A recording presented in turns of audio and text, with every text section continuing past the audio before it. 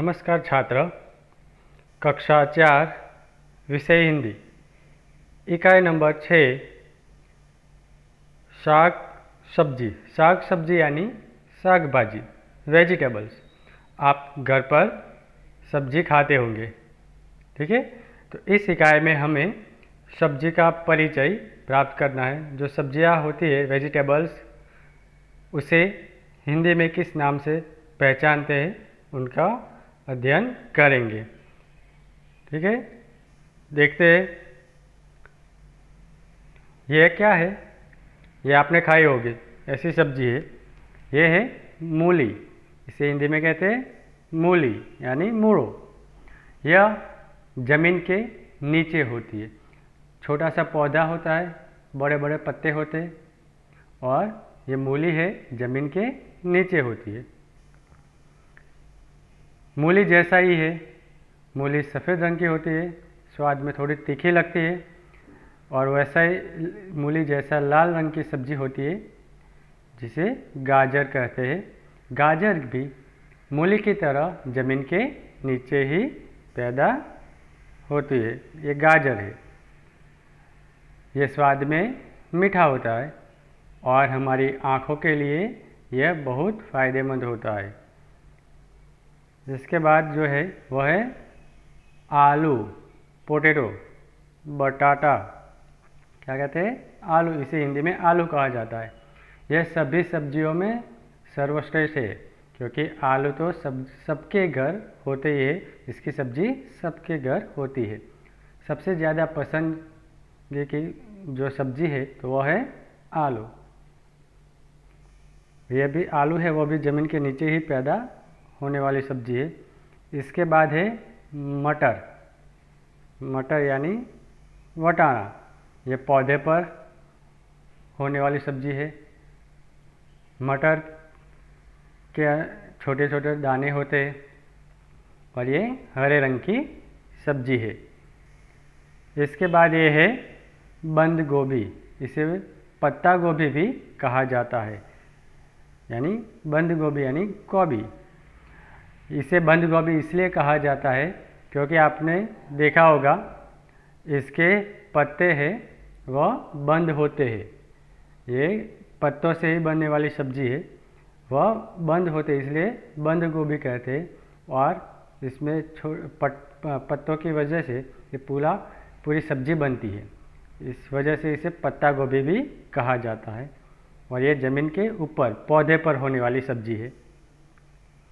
इसके बाद है, ये बंद गोभी थी तो ये है फूल गोभी। फूल गोभी क्यों? क्योंकि वह फूल जैसी होती है, जिसे फ्लेवर कहते हैं। ये भी ज़मीन के ऊपर होती है और पौधे पर होने वाली सब्जी है। इसके बाद है लौकी। इसे कहते हैं लौकी यानी दूधी। ये लंबी होती है, हरे रंग की सब्जी है और बेल पर होती है, यानी कि लता पर होने वाली सब्जी है। लौकी का हलवा बहुत अच्छा बनता है, ठीक है। इसके बाद आगे है बैंगन। बैंगन यानी रिंगन। ये पौधे पर होने वाली सब्जी है। इनका रंग बैंगनी, काला या हरा होता है और ये बहुत अच्छी सब्जी है। बैंगन के बाद है भिंडी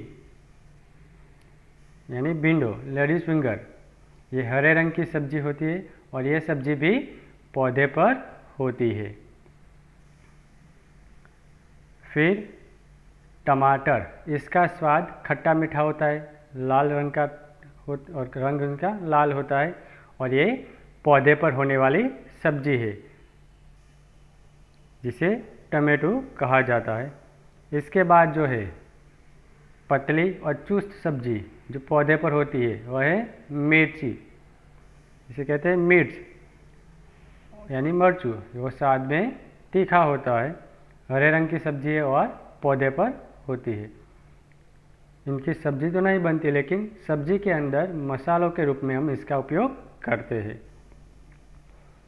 फिर ये है करेला। करेला यानी करेलू।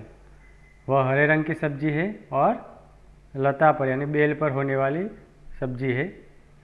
इसका स्वाद कड़वा होता है।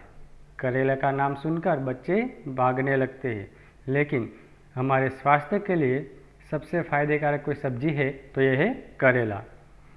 उनका आकार दोनों ओर नुकीला होता है और थोड़ा लंबा होता है। तो यह सारी सब्जियां आपने अपने घर या सब्जी मंडी में गए होंगे, वहाँ पर आपने देखी होगी, तो उनके हिंदी नाम आपको मालूम होने चाहिए। इन सब्जियों में हम 3 विभाग बना सकते हैं। पहला है ज़मीन के नीचे पैदा होने वाली सब्जियां। तो इसमें कौन कौन सी आई थी? मूली, गाजर, आलू, ये सब्जियां है वह ज़मीन के नीचे होती है। अब ज़मीन के ऊपर पैदा होने वाली सब्जी में भी 2 प्रकार है। एक है पौधे पर होने वाली सब्जियां और दूसरी है बेलों पर होने वाली सब्जियां। तो पौधे पर होने वाली में मटर, टमाटर, बैंगन, भिंडी, मिर्ची, ये सारी सब्जियां हैं वह पौधे पर होती है। और बेलों पर होने वाली सब्जियों में लौकी, करेला जैसी सब्जियां हैं वह बेलों पर होती है। ठीक है। तो इसके अलावा भी कई सारी सब्जियां हैं, जैसे शकरकंद, वह ज़मीन के नीचे पैदा होता है यानी शकरयू।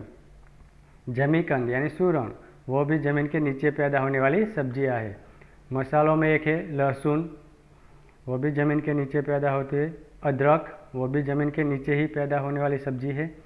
ज़मीन के ऊपर पौधे पर होने वाले और बेलों पर होने वाली सब्जियां भी कई है, जैसे चचरीडा, वह बेलों पर होने वाली सब्जी है। अरहर यानी तुअर, तो वो पौधे पर पैदा होने वाली सब्जियां है। तो ऐसी कई सारी सब्जियां हैं जो आपने देखी होगी और खाई भी होगी। ठीक है। तो इस इकाई में हमने सब्जियों के बारे में परिचय प्राप्त किया। आपको इनका नाम हिंदी में याद रखना है। ठीक है। धन्यवाद।